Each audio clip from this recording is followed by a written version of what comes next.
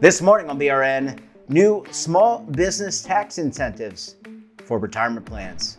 Joining me now to discuss this is Andy Larson of the Retirement Learning Center. Andy, always great to see you. Thanks for joining us on the program this morning. Well, I appreciate the chance to chat with you. And I love this topic, and I love the fact that we get to sit down one-on-one because I get to kind of tease out or bring out or tap into your decades worth of knowledge, and I think that's going to be really insightful. Our show today really has to do with closing the coverage gap and some opportunities for small businesses. And I want to start with the estimated, and this number varies depending on where you look, but there are about 70 million people in the United States that do not have access to a workplace retirement savings plan. And maybe that's narrowed since Secure, but it seems like a no-brainer to me that a business would want to offer this as a benefit because it attracts and retains workers. So why haven't small businesses been able to, or haven't they offered this as a benefit? Why haven't smaller businesses in greater numbers offered retirement benefits? Jeff, I think they have. And frankly, I challenge some of the methodologies that show that only a small percent of under 100 life businesses offer plans. Here's the flaw with the methodology. Andy Larson has a little bit of consulting income that gets reported on a Schedule C. It's my one-person Schedule C business. That gets counted as a small business that doesn't have a retirement plan. If you back out a lot of these tiny little Schedule Cs, Ks, even Fs, the number of small businesses under 100 lives offering plans goes up significantly. So I'm going to, as a shout out to small business owners, I think they're doing a better job than the stats would have you indicate. That said, can we do better? Absolutely.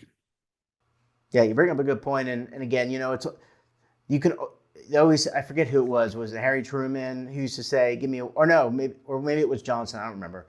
You'll probably be able to correct me, but give me a one-handed economist, because on the one hand, you've got this, on the other hand, you've got that. And the numbers can say a lot of different things. But you're right. You make a really good point. It's how you count the numbers.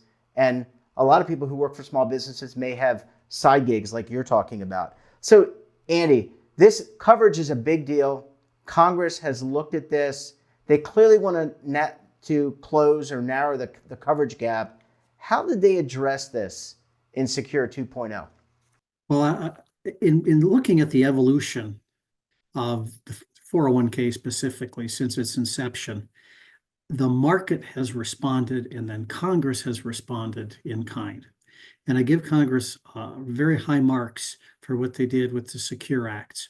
The auto-enroll, the auto-escalation methodologies, and their enhancement has been outstanding in terms of driving participation.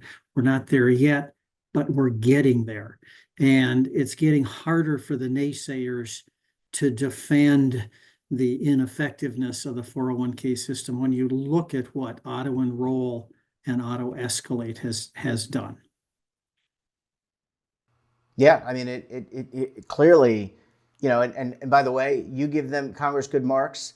In the area of retirement, I think if they took a poll, because right now, Congress is rating, the Congress, the media, they always have very low ratings when they, according to opinion polls. But I think if you were to narrow the questions down to retirement, the Congress, on a bipartisan basis, has acted. And we talked about that. We talked about that the last time you were on with Mike Wiskowski from Bolton. So let's talk about these tax incentives for small businesses to offer a retirement plan. First, Andy, what are these incentives? And then secondly, how do you become eligible as a small business for these credits? Good question, Jeff. The Congress has expanded the available tax credits for small businesses, obviously to encourage plan participation. We'll start at the top, and that small business is generally businesses under 100 lives, and specifically even enhanced credits for businesses under 50 lives. The good news is There's actually 3 types of credits that these businesses can qualify for. First of all, there's a startup credit that for the first 3 years, the business owner can get a credit of up to $5,000 a year, and that's significant. Next, we have an employer contribution credit, and this is new.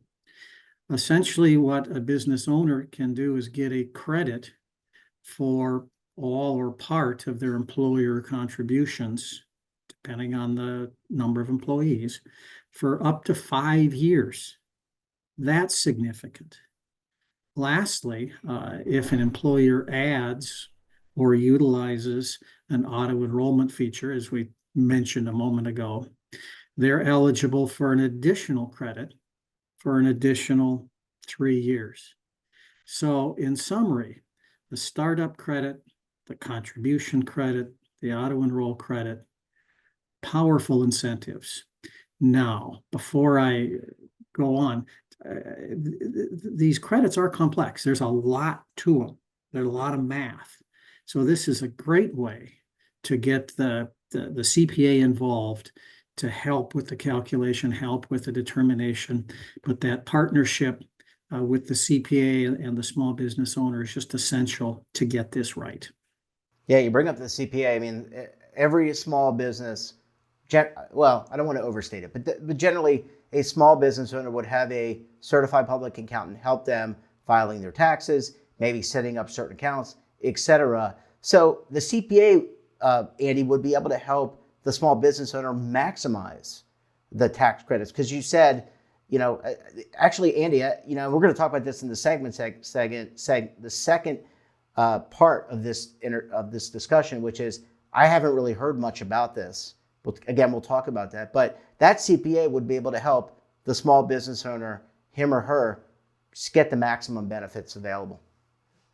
Absolutely. And unfortunately, or fortunately, depending on how you view it, the Secure Act was huge. There's over 90 provisions that impact plans and small business owners. These credits are one of the 90 provisions. And from a reporting, from a media perspective, it's kind of been crowded out in terms of messaging and noise and whatnot. So we're finding now that small business owners are very much interested in this when you bring it up, because potentially they're leaving a lot of money on the table. Yeah, and as a small business owner, where you got rent, you got inflation, you got to recruit, you got to retain, you want to be able to offer a benefit. You got to know about these things. And again, Andy, just to tease out part 2, we're going to be talking about this tomorrow. Andy, we're going to have to leave it there. As I said, we'll pick up the conversation with part 2 because, as you said, we haven't really heard much about it. It's not too sexy. So, Andy, we'll catch you again tomorrow. Thanks so much for joining us this morning. To be continued. Thanks, Jeff. And don't forget to subscribe to our daily newsletter, The Morning Pulse, for all the news in one place. Details, of course, are at our website. And as I said, we're back again tomorrow for another edition of BRN. We'll have part 2 of our conversation with Andy Larson of the Retirement Learning Center. Until then, I'm Jeff Snyder. Stay safe, keep on saving, and don't forget, roll with the changes.